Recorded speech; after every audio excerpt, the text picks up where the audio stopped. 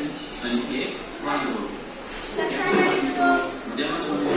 બાળ મિત્રો, આજે આપણે બે બિલાડી અને એક વાંદરાની સરસ મજાની એક વાર્તા જોવાના છીએ. એ વાર્તામાં આપણને શું શીખવા મળે છે એ આપણે વાર્તાના અંતમાં જોઈશું. તો ચાલો જોઈએ. બે બિલાડી અને એક વાંદરો. એક ગામમાં બે બિલાડીઓ રહેતી હતી. એ બંને બિલાડીઓ તો ગામમાં સાથે જ ફરતા અને ફરતા. આમ તો બંને બિલાડીઓ પાક્કા મિત્રો હતા, પણ ક્યારેક એકબીજા સાથે લડતા ઝઘડતા અને એકબીજાથી રિસાઈ પણ જતા અને ફરી પાછા હળી મળીને રહેવા પણ લાગતા. એક વખત એ બંને બિલાડીઓ ભોજનની શોધમાં ગામમાં ફરવા માટે નીકળી અને ફરતા ફરતા તેમને જોયું તો એક ઘરમાંથી ઘરના બધા લોકો બહાર જઈ રહ્યા હતા. તેથી ઘરને ખાલી પડેલું જોયું તેવો તો મોકો જોઈ એ બંને બિલાડીઓ એ ઘરના રસોડામાં પહોંચી ગઈ. ત્યાં જઈને જોયું તો એક સરસ મજાનો ગોળ ગોળ રોટલો હતો. એ રોટલો જોઈ બંને બિલાડીઓના મોંમાં તો પાણી આવી ગયું અને બંને બિલાડીઓએ તો છલાંગ લગાવી રોટલો મેળવવા તરફ મારી.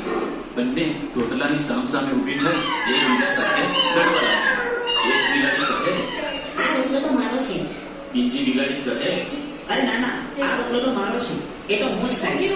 તો પેલી બિલાડી કહે, પણ એ રોટલો તો પહેલા મેં જોયો છે, એટલે એ રોટલો હું જ ખાઈશ. ના ના, એ રોટલો તો હું જ ખાઈશ.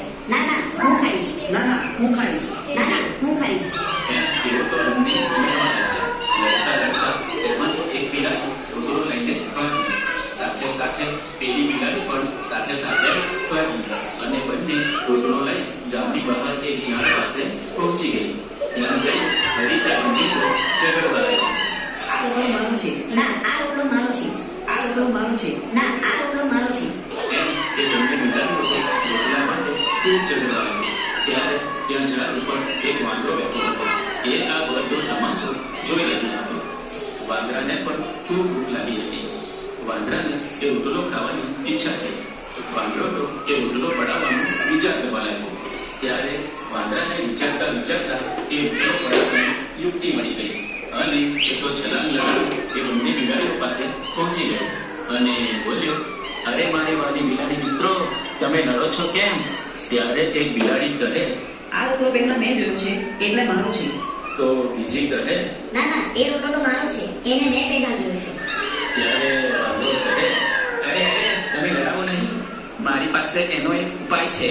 તો બિલાડીઓ કહે, શું કરે છે વાંદરાભાઈ? વાંદરો કહે, હું તમને એ રોટલાના બે સરખા ભાગ કરી આપું છું. એક ભાગ તારો રહેશે ને એક ભાગ તારો, બરાબર? બંને બિલાડીઓ વાંદરાની વાતથી સંમત થયા અને કહે, સારું વાંદરાભાઈ, તમે અમને રોટલાના બે ભાગ કરી આપો.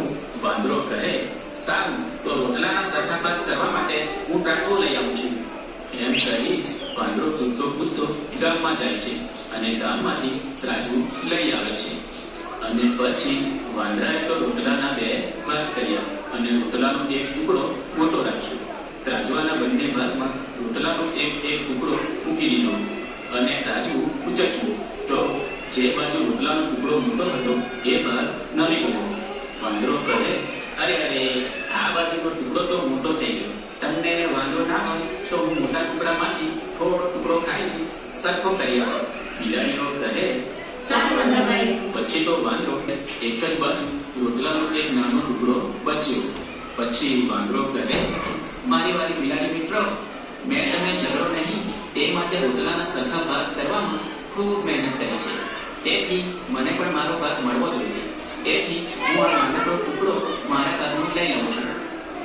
એમ કહી જે વધેલો ટુકડો હતો એ પણ વાંદરો ખાઈ જાય છે અને વાંદરો તો કૂદતો કૂદતો ત્યાંથી જતો રહે છે અને બિલાડીઓ તો એકબીજાનું મોઢું ચૂંટી રહી જાય છે અને તેમને પોતે છેતરાય છે એનો ખ્યાલ આવી જાય છે. પણ હવે શું થાય?